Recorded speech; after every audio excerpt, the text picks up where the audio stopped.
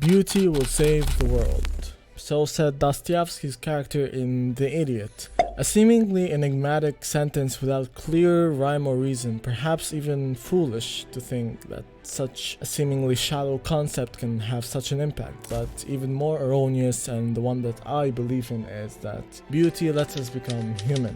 And how that ties back to self-development and productivity, well, we're gonna talk about that in the next few minutes, so let's begin. Now, you may think that just because someone has the shape, the face, and the form of a human that they are one. That isn't the case, and we've known that since the beginning. Since the start, we've always assigned qualitative attributes and characteristics to people or acts that we didn't deem to be human. Like when someone commits something despicable, we ask, where is your humanity? Or people that commit violent acts of cruelty, we call them monsters. Even basing entire works of fiction and speeches on the very fact and idea of the monstrosity of humanity, such as the famous speech by L in Death Note.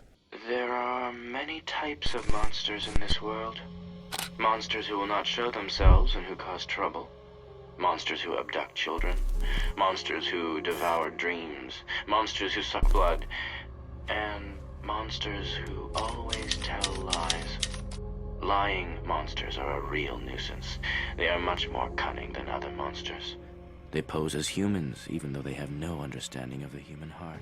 If the ugliness of their actions made them monsters, then by in turn the beauty of our own actions can make us human. And I don't mean physical beauty. In many cases it can be just as monstrous as ugliness. Tales of old of sirens and succubi luring people to their death or subjugation with lustrous impersonations of beauty by sight or sound. But the beauty the human heart is capable of in its actions, a mother caring for her infant, a brother in arms burying his mate, a sincere act of altruism that is only for the benefit of the other person, which is what the original quote meant. Beauty will save the world. Beauty that calls our noblest inclinations outward, the ideas and ethos that we ascribe to humanity, one that strengthens ever so more in the face of equally proportionate ugliness, or well, monstrosity, as we've discovered it to be called. Beauty strived for in hopes that we may become equal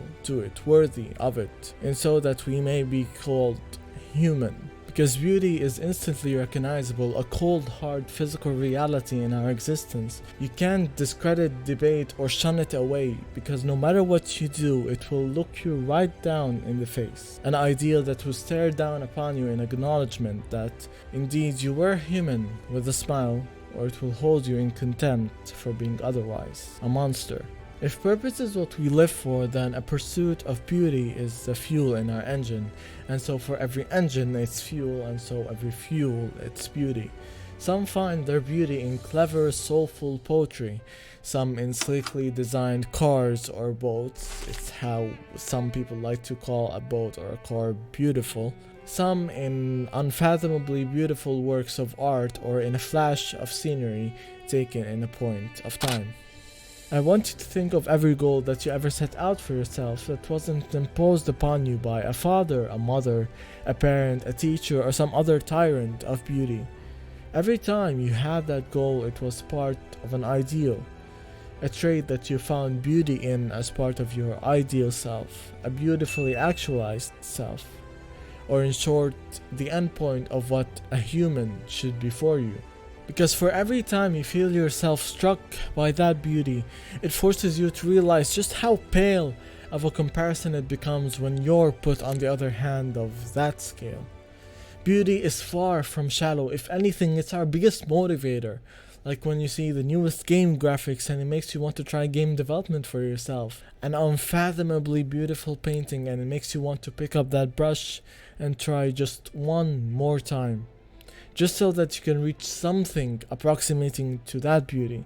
And so the only thing left is for you to sit down with a pen and paper and write what is your beautiful self. And so finally we're at the end of the video. As you can see, I'm trying a new format out. I hope you like it, but I'm gonna see if I'm gonna do more of that or more book reviews like last time. If you're looking for a video editor, then my link is in the description, along with some free LUTs that you can use to spice up your work. And now that is all said and done, don't forget to smile. It'll make you feel a lot better.